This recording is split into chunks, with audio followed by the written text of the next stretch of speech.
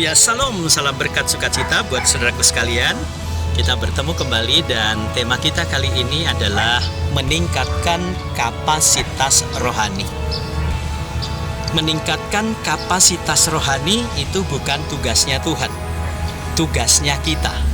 Maka saudara ingat baik-baik ketika janda di Sarfat diperintahkan oleh Nabi Tuhan untuk menyediakan tempayan-tempayan, kemudian saudara, hamba Tuhan itu berdoa, maka tempayan-tempayan itu penuh dengan minyak.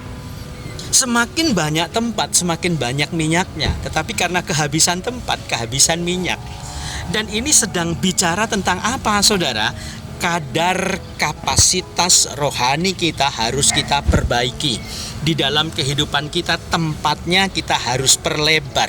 Kenapa, saudara? Ingat kembali, tatkala Tuhan Yesus mengajar murid-muridnya di tepi Danau Galilea dan orang banyak mengikutinya, maka di situ ada murid-murid Yesus, Petrus dan teman-temannya. Habis bekerja keras sepanjang malam karena mereka nelayan, tetapi tidak dapat apa-apa. Mereka bekerja but do nothing, nggak dapat satu ekor pun. Tetapi tatkala mereka mendengarkan pengajaran Tuhan yang begitu luar biasa, dan dia berkata kepada murid-muridnya, ayo kita bertolak ke dalam.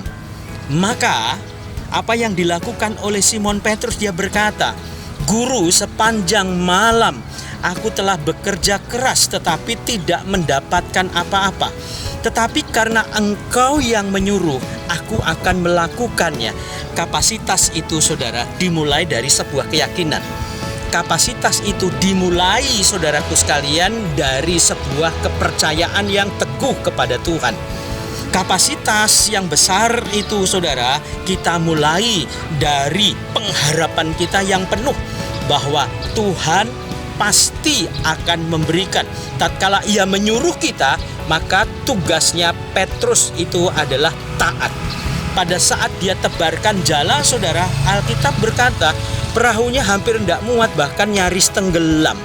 Ini hendak mengajar kepada kita, semakin kita memperbesar kapasitas kita, saudaraku sekalian, maka berkat Tuhan itu semakin melimpah. Berkat rohani iya, berkat kekuatan kesehatan iya, berkat masa depan kita dan lain sebagainya, saudara. Maka kalau kita bicara tentang nilai-nilai kebaikan Tuhan, maka itu tidak akan pernah sanggup kita pikirkan. Bangunlah kapasitas rohani kita sehingga berkat yang melimpah itu menjadi milik kita. Sukses buat saudara dan Tuhan Yesus memberkati. Haleluya.